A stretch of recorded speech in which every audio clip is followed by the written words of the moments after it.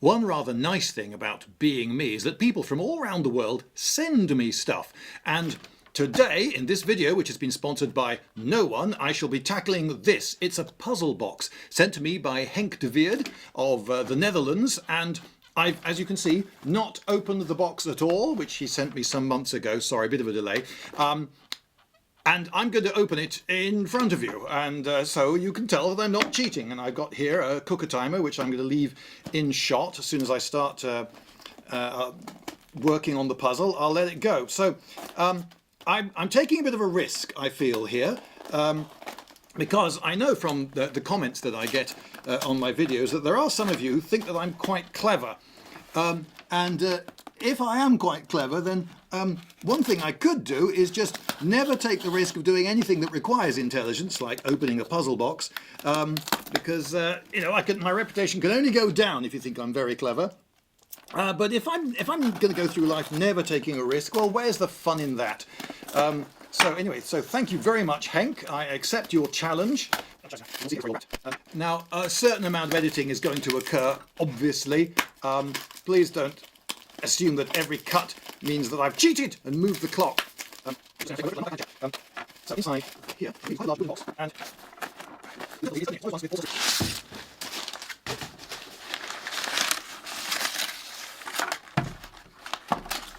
ooh, I think you will agree that's a rather pretty thing.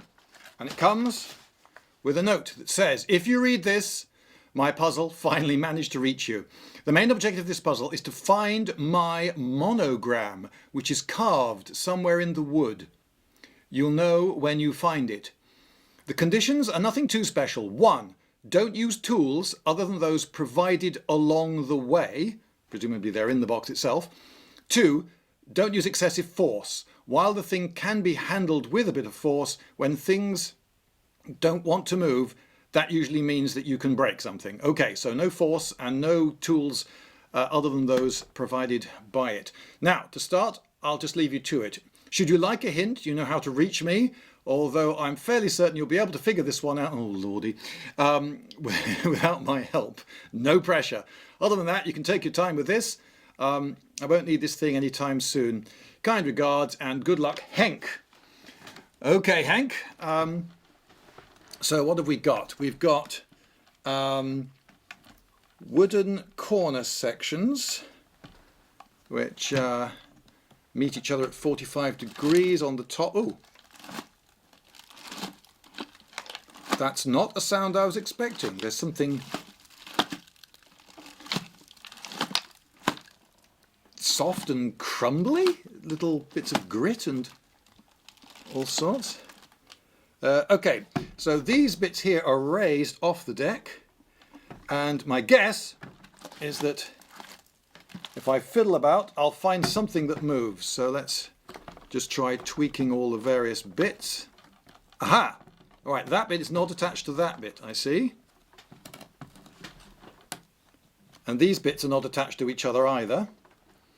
So this is probably the lid. Oh, this would be able to rotate if these weren't in the way.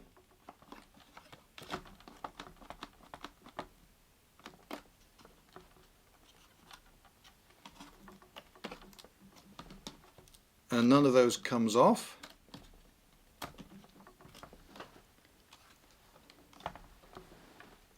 Okay.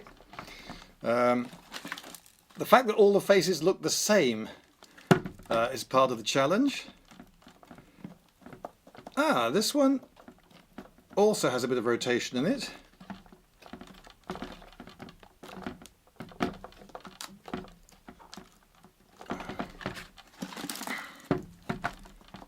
As does this one, slightly more actually.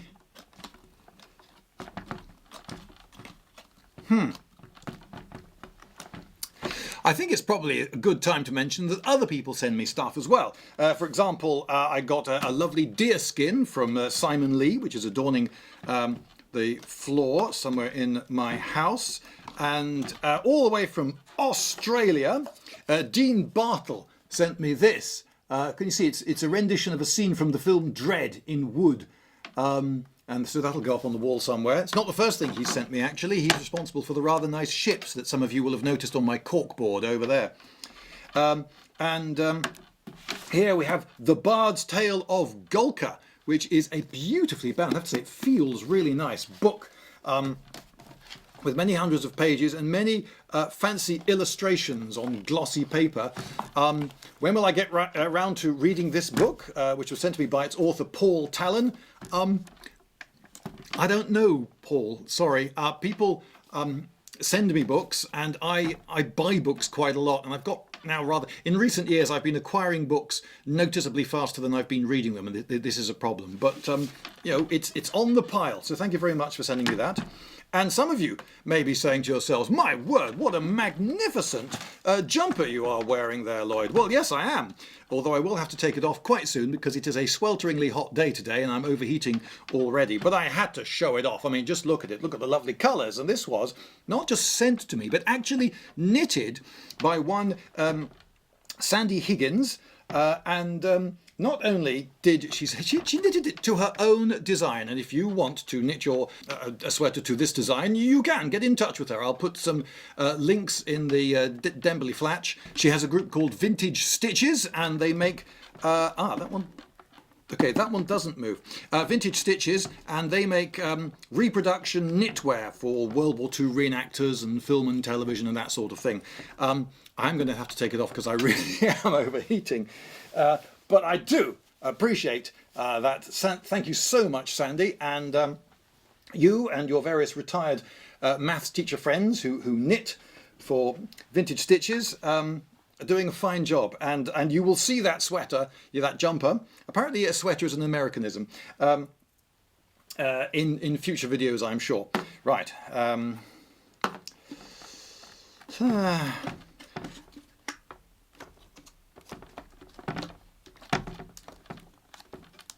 Okay, so I've tweaked everything on that. Nothing seems to be moving on that face. So I've got 3 faces that rotate. Let's try rotating opposites. Ah, right. Now, one thing I notice is that there could be a break in one of these edge struts hidden neath these bits which go all the way to the edge. Ah, in fact, I think I've just found one. This one. Yes, that piece of wood is not continuous with that piece of wood. There, that's 2 pieces of wood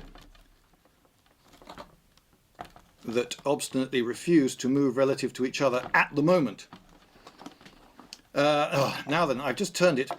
Right, what I think I should do, because these faces are all the same, is I think I should get some stickers. Now, is that cheating? He said I wasn't allowed to use tools, so if I label the 6 sides so I can keep track of them, is that using tools? Is that cheating?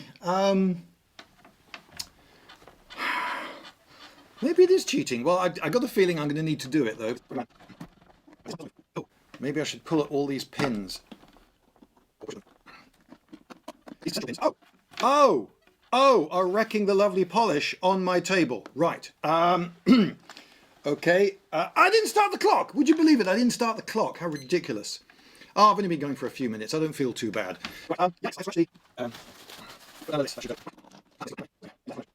Oh, whoa, wait. This bit here has just rotated 90 degrees. Let's investigate that. Right. Ah. And now this central bit can pull up. And I see numbers. I, V, VI, and IV. 1, 5, 6, and 4. 1, 5, 4, 6. Right, if I pull this central bit up, it won't rotate. If I push it down, it will rotate. Oh, and it'll rotate to there. Same story. It'll rotate to there. Same story. Okay, it goes all the way around.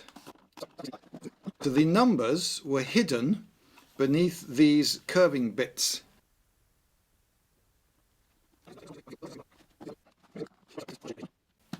One is opposite 4, 5 is opposite 6, so it's not like the numbers on a die.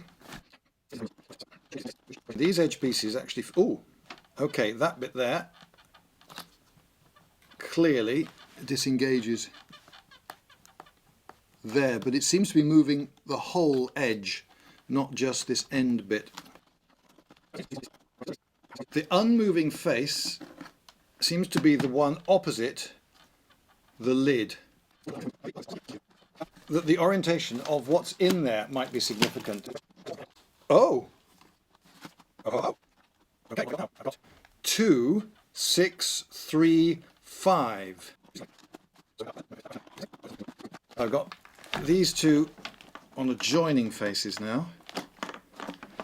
So if I line up numbers that match, could I have 6 faces, each of which have 4 numbers, and all the numbers being equally represented? 4 6s are 24. Yes, I think so. Oh ho! I'm now convinced that moving the weight about, what have we got now? 1, 5, 6 and 4. Oh, it's locked. But if I put weight on it, it unlocks. Okay. Well, I hope it's not something perishable like a cake, because I have had this literally for months, so a cake will be a bit past its best. Or a puppy. I sent you a puppy as a surprise, Dad. 1, 5, 4, 6, opposite. 1, 5, 4, 6. The same numbers are opposite each other. So if I align them the same way around as each other, worked then when I just gave it a bit of a violent shake. Well, you saw it was a gentle shake. It wasn't too violent, Henk. It wasn't too violent. I think we're all right. Well, I could do that safe crackers trick where you turn things and just listen for a click. I think all these 45-degree corners are firmly glued to each other. What I would quite like now is a torch to shine into those little recesses there that will give me information, but is a torch a tool? I suppose it is. That also would be cheating. So for the moment, it could be that it's not matching number with number, but it's making sure that no 2 numbers the same are next to each other. Now then, there are so many combinations, and I could try every combination and then feel every single thing all in the box. So this could take flipping ages if I take that approach, just trying everything in every combination. It could be that the numbers are red herrings. That's an annoying fact. For the moment, I'm going to assume that they're not red herrings and that they are meaningful. It could, of course, also be that I'm trying this at the wrong stage and there's one more thing I need to do before these combinations will start to do stuff. I do find it a little odd that I've got 3 of these free. I would expect to need 4, but there can be any level of complexity here. All these 3 faces have 2 odd numbers and 2 even numbers, and the odd numbers and the even numbers are always opposite each other.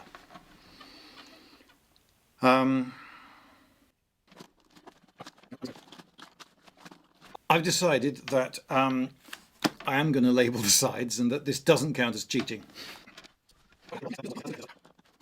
There's a movement which rattled this. So when I moved this, this bit rattled. So they may be connected, or it was coincidence. Oh! Now, in this orientation, this does not want to go in. If I turn it that way, did you see it drop? Ah, look at that. This locks with that in. If I pull this out, it's free to move. So D has that relationship with B. It doesn't seem to have that relationship with any of the other faces, but maybe each face has that relationship with one other face. Drat! Okay, it appears that A is the answer, and it's opposite F for fixed. I think A comes straight up.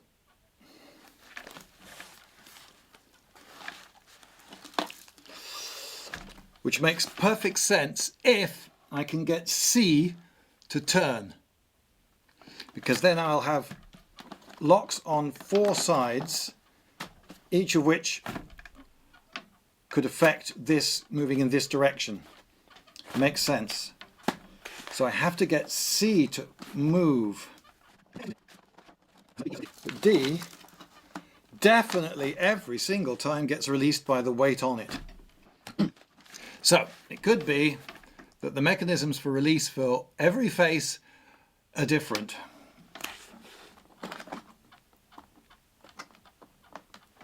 My instinct tells me C just moved. C just moved. And I could claim extreme cleverness for getting C to move, but I've genuinely no idea what I did to make C move. But whoa! And C has just come off in my hand. This is all very significant. And I feel like a big fraud because I have genuinely no idea what I did other than just by trying lots of different combinations to make that happen. But anyway, C has just come off, and on the end of the string is a coin with a hole, and I've got a stick with a slot in it. The hole in this 5-cent coin, I think, is just to attach it to the end of the string. And it could be just to stop this falling in. But what could this fit? So far, there doesn't seem to be anything for this to fit. Right, we've got 3, 5, 2, and 6. Again, 2 evens and 2 odds, and the odds and the evens are opposite each other. This must have been a lot of fun to build. They've all got a 5 and 6. So either I match the 5s to the 5s and the 6s to the 6s, or I put all the 5s and 6s going in the same direction. Let's do matching first. Drat it! C for clue has stopped turning. Pulling them out doesn't release it. Another way of cheating would be to stop the tape and go back to see what it was I did that made C turn. Oh, this is bad. Oh, that's interesting. I can't pull the centre of C out. So clearly it's engaged with something on the inside. So it could be that the groove exists solely so that when this is in that tiny recess, you can put the thickness of the string into the groove to make it take up less space. But that groove seems too important. Oh! Okay, I pulled all these out to see if that would release it. And it flipping, ooh! And I just felt everything loosen a bit. Now I've got all 4 of the sides around A rotating. If I pull all 4 out,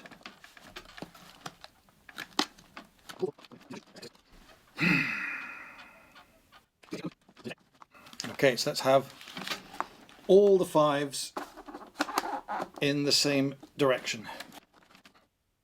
Smacks of desperation, but I could just try all the 5s pointing the other way. Oh, that's interesting. I now can't push the centre bits of C in to get it to turn. And it goes down if you pull that one out, but not on that side. Oh, okay, starting to get frustrated now. It's a good puzzle box though, I mean, you've got to say. It's clearly quite an ingenious mechanism. Let's look for somewhere for this coin to slot. There is a bit of a gap there, but I think I'd have to use too much force to get the coin to go into it. This slot happens to fit over that raised edge there. Oh, what was it I did to get C moving again? I did it twice, and the second time I remember going, so that's what you have to do. Oh! As I turn E, I can feel there it's raised and there it lowers. Okay, this is interesting. D no longer enables B to turn. There we go. Okay, so with, let's write this down. If B5 points to C, it releases C, and if E4 points to C, that releases it. So you can't go 1, 2, 3, 4, 5, 6. You can't have one of each number. Oh! D releases B. Okay, D only releases B when it's a certain way around. So D out. D in the 2 or the 3 position, so that's 180 degrees out, will release B. I'm now tensioning the lid, pulling the lid upwards to feel if... Okay, so now I'm thinking no combination of these is ever going to release the lid, but a combination of these might release A, which then releases the lid. Okay, there's no way I can have 1, 2, 3, 4 going around the top. All the 6s at the top, because no good reason. Okay, all the 6s at the top. Doesn't release the lid and doesn't enable A to turn. Is this significant? The 6 on the D is upside down. Could there be a combination, a 4-figure number that's in the letter he wrote? Henk is a 4-letter name. If it's Henk, it's 2143. Would he do that? Would he use his name as a combination? I don't think he would. It seems a bit corny, but here we go. Now, should I be arrogant enough to think that the combination might be something to do with me? No. I've no reason to believe he made this box with me in mind in the first place. It could be that A is opened in a similar way to the way C was opened, which is something I've now done 3 times, once by accident, and I've managed to forget the other 2 times how I did it.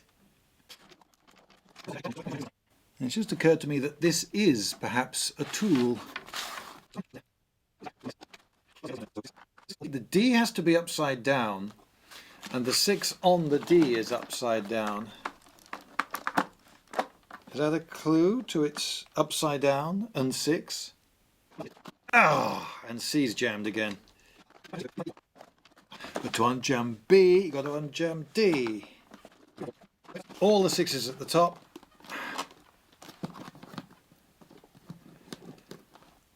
And it's upside down. No. Henk is probably shouting at the screen now. Why doesn't he just do X? F has also got more bashes on it that I didn't put there, which suggests that it was the bottom. It was on the table when he was working on it. Okay, D has to be pulled out. Yeah, pulled out. There could be a bar that extends over to the D plane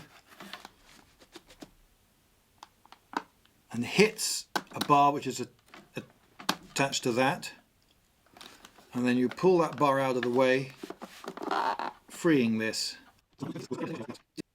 But if turning this top one releases the top, why are there numbers on the top? It could be any combination. This one in, those three out. These two in, these two out.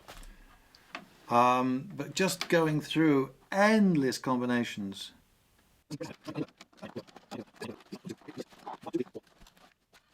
Oh, that's quite satisfying. So now it goes 1, 2, 3, 4, 1, 2, 3, 4. And everything is the right way up because that one is at the bottom on D.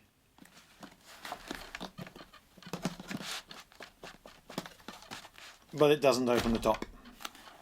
2.5 hours of this could do with a break.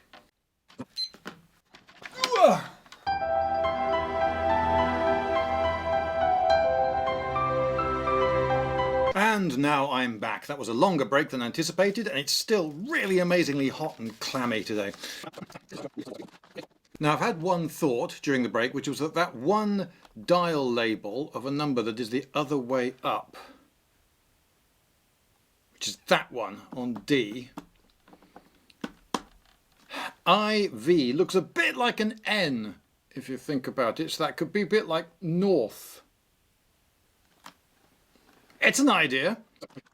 So, oh, forgot the... Sorry.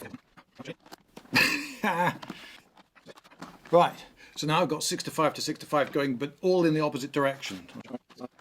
Nope. Okay, so if I turn it like that and move this in and out, doesn't make any difference to this. In fact, no. If I turn it that way, now I can feel it is connected to that. Does this help? And A still doesn't turn or pull out. Though I don't think it's ever going to pull out. Ah! Come on! It's not the face, it's the side of the face which makes the difference. That bit moves very definitely. Oh! Right. That releases both. Okay, so 6 5 6 6 5 5 6 6 5 5 doesn't work. Reverse doesn't work. 1 2 3 4 1 2 3 4 doesn't work. Oh, starting to get tempting to use a crowbar now. It's possible that the significance of whether this can come out or not is only to do with the removal of this to get this. It might have absolutely nothing whatsoever to do with getting any further from this position. Ow. Another frustration is that because the engineering on this isn't absolutely precise, it's possible I could get the right answer and just the thing is just sticking. All right, push them all in. C has to be pressed in to be released. Okay, so I think I've just retried 6 6 5 5 6 6 5 5 5 5 6 6 5 5 6 6 1 2 3 4 1 2 3 4 6 5 6 5 6 5 6 5 and 5 6 5 6. Have I tried 5 6 5 6 5 6 5 6? Okay, 4 3 2 1 4 3 2 1. No. 1 2 3 4 1 2 3 4 made the most sense to me because it's in ascending order. It's a pattern which there was only one possible way of doing, and it involved the numbers on D all being the right way up. Can I go 1 2 3 4 4 3 2 1? Is that possible? No, because the 1s and the 4s are on the same dials. Okay, I'll try 5 5 5 5 and 6 6 6 6 again. And nope. Ow! Wait a minute. What if the combination is 6666, but all the sixes have to be the same way up? So in other words, the 6 is on the bottom on the face of D. Ah.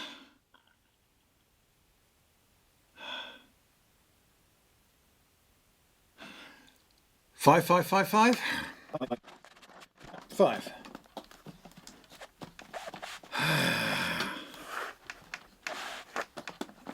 Push them all in. Pull them all out.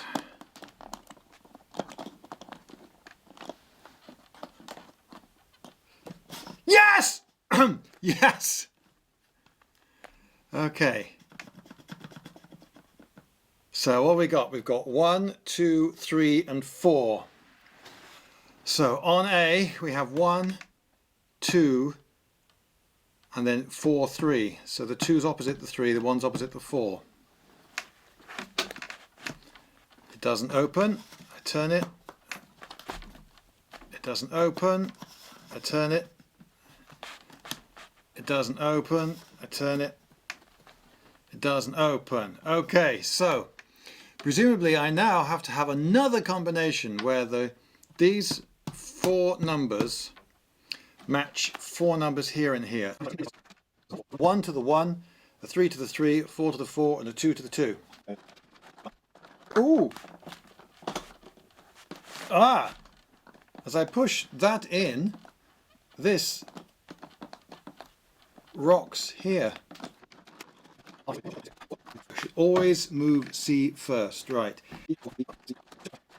1 with 1, 2 with 2, 4 with 4,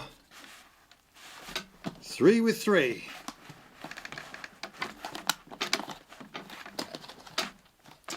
Okay, that didn't work. I'll go 1 clockwise. Aha! That's impossible because now there's a 1 there and there's no 1 on that face, so I'll go 1 clockwise again. Okay, matching 1 to 1 and 2 to 2 and 3 to 3 and 4 to 4 doesn't do it. Oh, that's interesting. A doesn't turn anymore. Just occurred to me that A, maybe when I can turn A, which I can't at the moment, you could just turn it and turn it and turn it, and it might just screw slowly off. In which case the 1, 2, 3, 4 on the top are just a red herring. Right, 5, 5, 5, 5, with all the centres pulled out, A turns.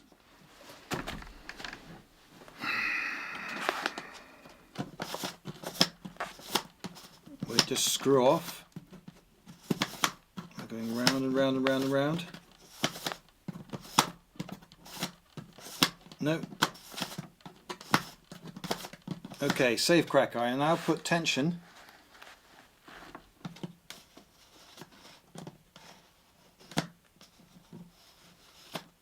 Don't feel anything. Put tension here.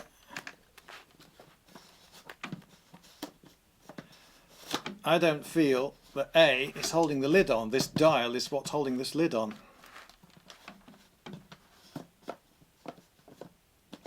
No, I don't think... Oh. Did I unscrew that? Was that just unscrewing?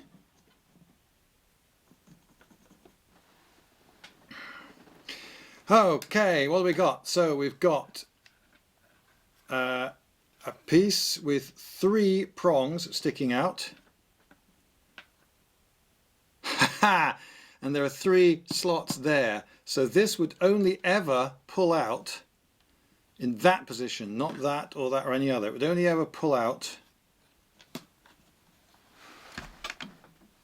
with 1,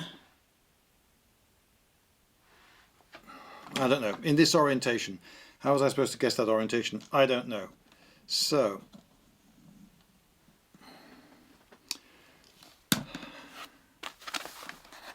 where's the tool? Where's the tool? Ah, there's the tool.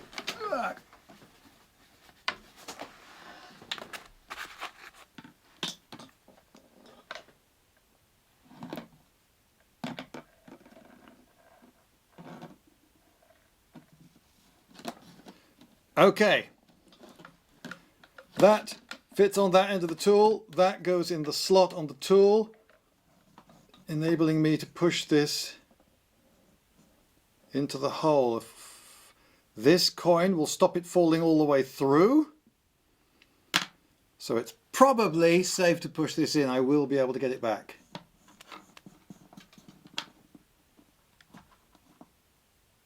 Oh no. Well, look what we've got here. Is this the Egyptian door lock from my video? It could be. It's very tempting to get a torch and shine it in there. Okay, feeling about using the stick. If I pull the stick this way, that end doesn't go that way at all. Doesn't seem to be any space in that direction. Okay. Oh, did you hear a click? I heard a click. But I did hear a click. If I could turn that as a collar, it would lock this bit of string at that end. But I can't. Maybe there's more on that string. Because just as this can slide, you see, maybe there's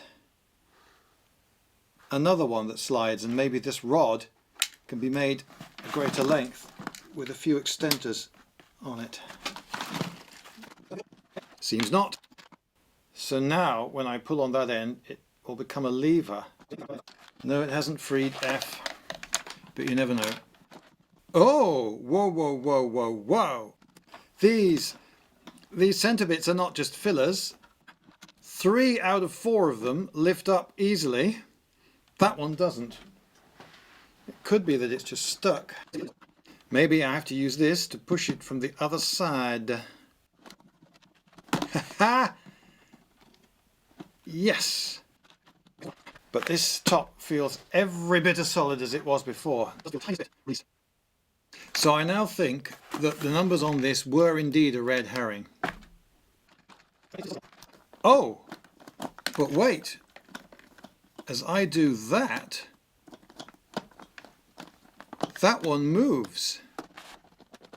And as I do that, that one moves. And there are recesses in this. So this could never turn when they were pushed in. They could only turn when they were pulled out. In which case, all of that is probably to do with whether this can turn or not, and has probably got nothing at all to do with opening the lid now. Oh, hello, hello, hello. I didn't notice. There's an arrow pointing in that direction. Right, I'm getting a torch. This string hangs down and definitely goes off in the direction of the arrow. So if I lowered it down in the way of my Egyptian puzzle lock that way, I could then push in that direction. It could work back to front, in which case the bolt doesn't push that way in the direction of the arrow, but the string pulls in the direction of that arrow to push the bolt in the opposite direction. That feels wrong because there are 2 thicknesses of cord at this end and 1 at that end, which means that it's actually physically difficult to... It's a little bit awkward to get in, but not impossible. There's a load of thread marking out something of deliberate use. What would that be? Yeah, come on. I'd really like to feel around that corner, but that would be using another tool.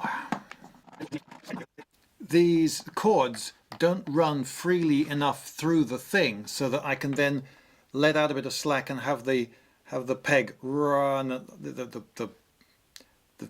the rod, whatever you want to call it, run along because it's all too jammed up. This is the motor arm. This is what I pull to make it push the bolt. And this is the one which I hold in order to locate it to the bolt. Maybe I've done it. Maybe I've done it. Maybe I've done that next stage thing. Numbers, red herring. Numbers, done their job. Pulling in, pulling out. I think, done their job. And I think I've got all the tools. Has something else now loosened somewhere else that I've not been paying attention to? It can only be one push because there's only one cord. And you can only push that far. So I can thread it in a number of different ways. Then I hold this taut, pull that, and then let that one out through my fingers. And that should work. Oh, come on! Oh, okay, the collar came off. Right, give it loads of slack. Pull the other end.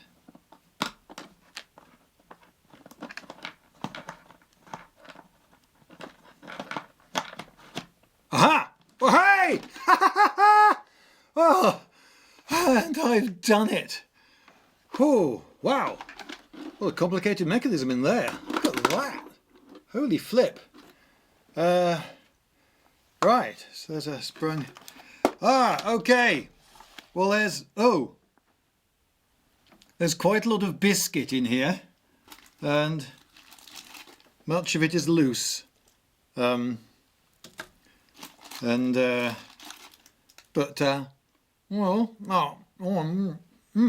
It's that foreign sort of soft waffly biscuit that they do in Europe. Oh, yes, there really are quite a lot of crumbs in here. Somebody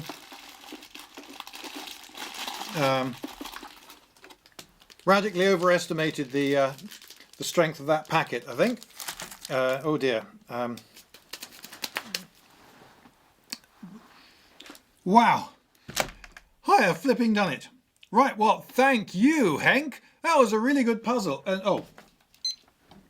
4.5 hours. Whoops.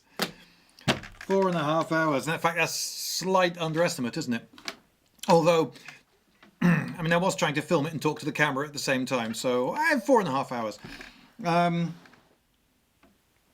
Well, let's see how this thing works then. This is the very impressive inside of the lid. Just look at the complexitude. Holding the lid on are these 4 bits here that which go out through slots in the top of the box, holding the lid on very firmly. And this is the assembly that has to go that way in order to unlock everything. Now, you'll notice that with this string in its current position and the rod threaded on it, the rod just glides over the top and doesn't really push on this. You need to get it to push here.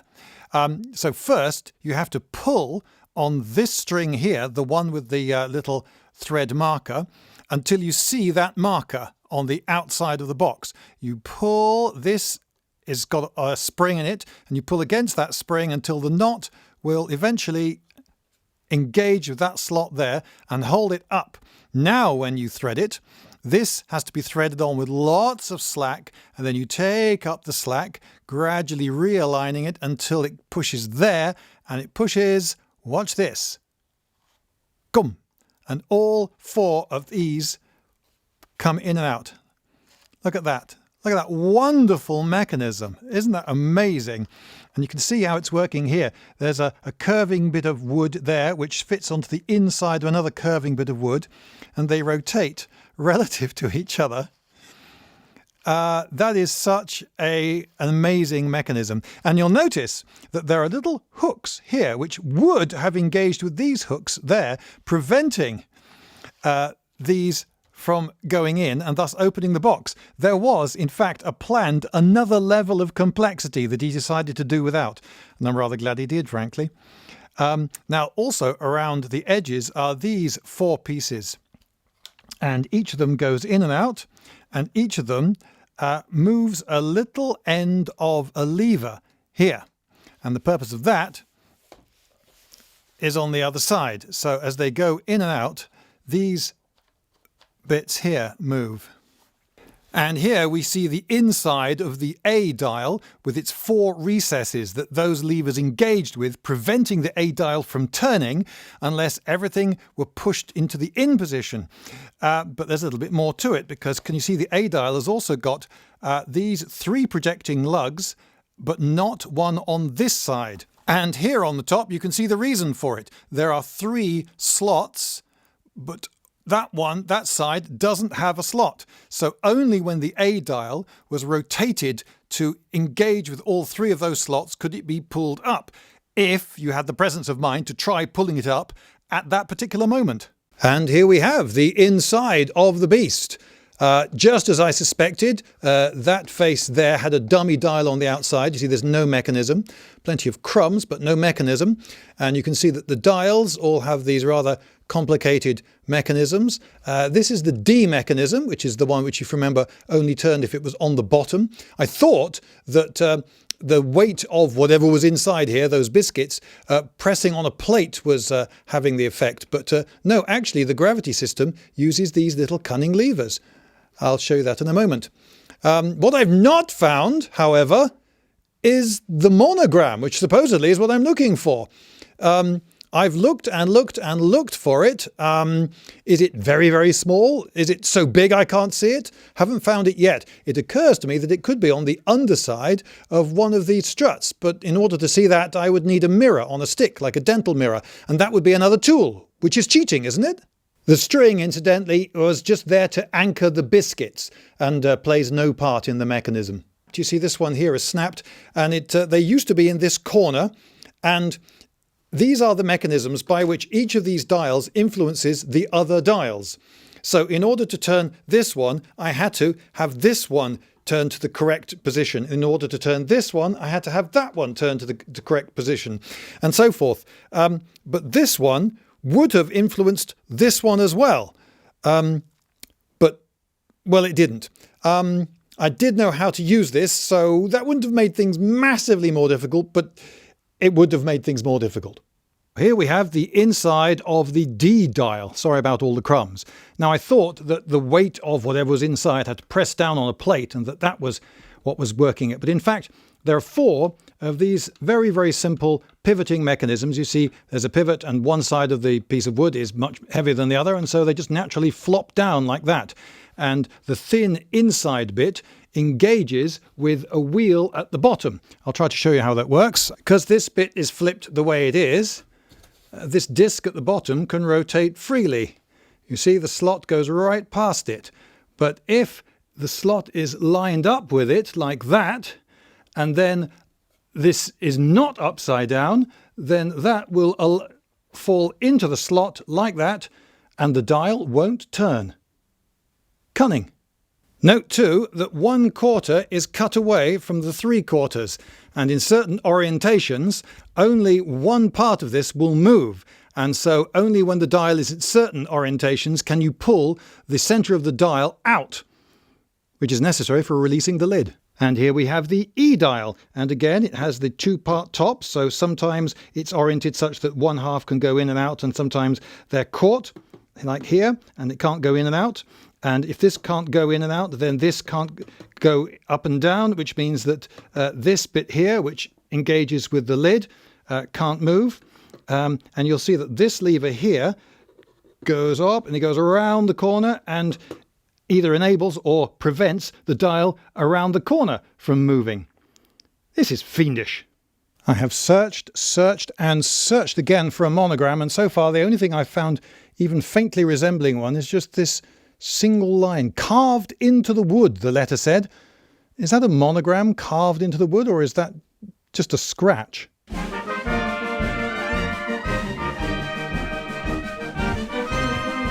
Lindybeige!